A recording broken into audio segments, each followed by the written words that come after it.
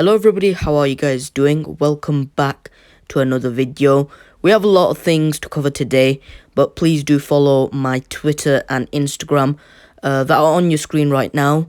It is obviously at bluemedia_FC. I don't know if they spy me, but if it's happened, so they know me, so it's not necessary to spy me.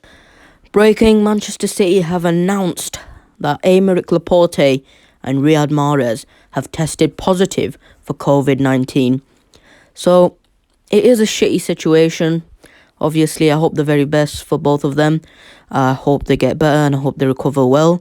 And, you know, guys, just be safe. You know, make sure you're following the rules and just be safe. Yeah, I am going to talk about the Foden situation. I'm going to talk about the Foden situation at the end. But, yeah, I hope both of them get better.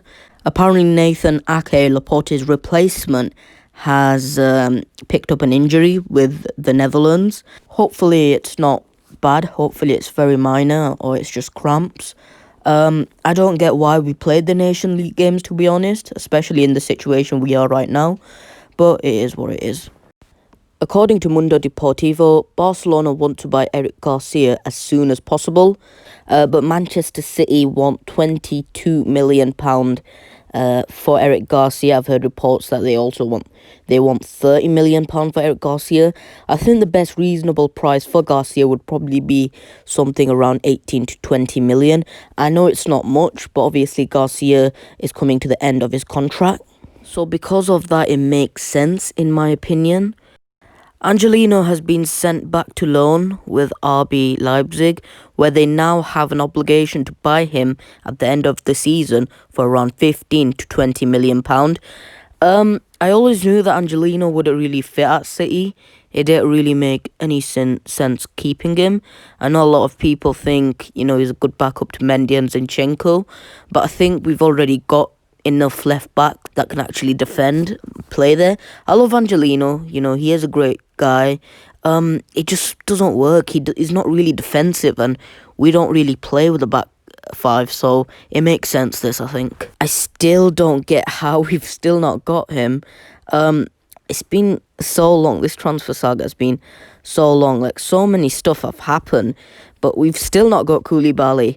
According to Marchetti, to date, there is no offer from Man City for Koulibaly.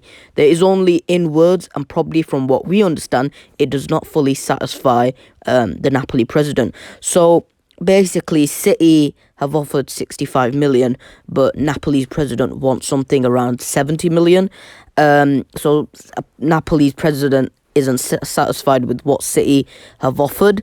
According to Duncan Castles, Manchester City are very much focused on Koulibaly and they're closer to doing a deal with Napoli. I think, you know, City are playing it careful. They're not just going splashing cash. I get that, but I think Koulibaly should have been ours. Koulibaly's agent, Fali Ramadani, is also in Manchester.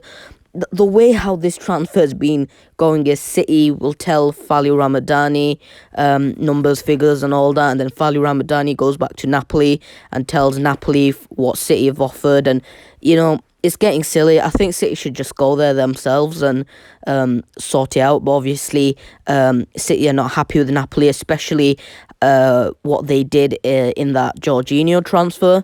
So I do hope they sort this out, and I do think Koulibaly will be joining Manchester City very soon. ESPN says Arsenal could face significant competition to sign Houssem in this transfer window, with Manchester City credited with interest in the 22-year-old. Will we get Houssem? It is possible. I mean, it is possible. According to Sam Lee from The Athletic, he says that City are still in for an attacking player. I'm not sure if Houssem is part of that list. And it's also not the first time that we have been linked with him. We have been linked with him a little bit from before. So it is possible for him to come and maybe replace Gundogan in the midfield.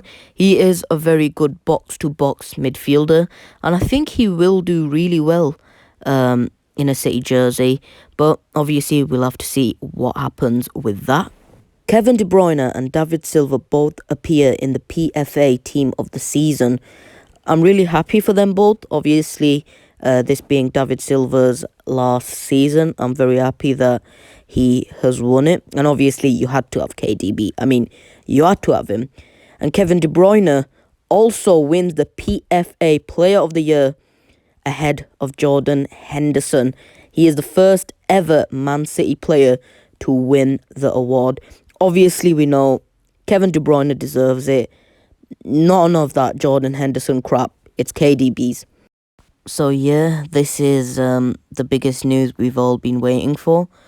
Phil Foden gets dropped alongside Mason Greenwood after both being accused of inviting models to the hotel room.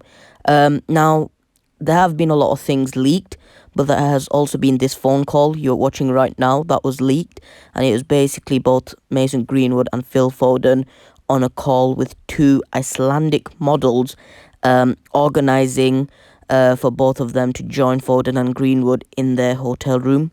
I just think, this is embarrassing, especially the situation right now. It's also something that looks bad on Foden's England debut, because people are just going to remember the fact that after he made his debut, him alongside Greenwood brought in two girls. Now, obviously, we don't know what happened in the hotel room. We don't know if they got excited and did stuff that they shouldn't be doing, or if they just had a chat with the girls. We don't know about that yet, but, it is embarrassing. What makes it worse is, it's not the fact that they brought girls in, it's a fact that if one of those girls had the virus and then those boys caught it and gave it to the rest of the England squad, it would have been a really, really, really bad thing. Manchester City have also released a statement. Manchester City FC are aware of the story which has emerged today from the England national team camp in relation to the behaviour of Phil Foden. We have also seen the comments from England manager Gareth Southgate. It is clear that Phil's actions were totally inappropriate. His behaviour not only directly contravenes strict guidelines related to COVID-19, but also falls well below the standard expected. The club supports the FA regarding this incident, and officials from the club are now in touch in relation to Phil's enforced early return to the UK. We have no further comments to make on this. So obviously Manchester City are disappointed with Phil Foden. It doesn't matter whose fault it is, whose idea it was inviting those models and stuff like that. Both of them were involved, and I think both of them sort of deserve the punishment. But obviously, Phil Foden has a bigger problem than Greenwood. Phil Foden has a girlfriend, and he also has a 2-year-old child. So if they did get up to anything with those models, it would be very, very bad for Foden, knowing that he has a family back at home. I love Phil Foden as a footballer and just as a regular guy, but I think he really, really fucked up at the moment.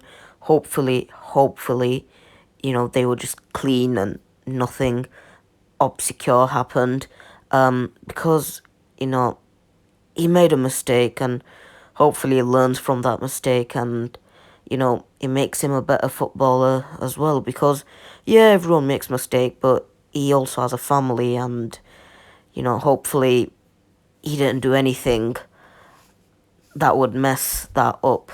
But, that is the Phil Foden situation. I hope you guys enjoyed the video. Yeah, it was a long one, but we had to cover a lot of news. Please do like this video, and please do also follow me on Twitter and Instagram, and I'll catch you guys later.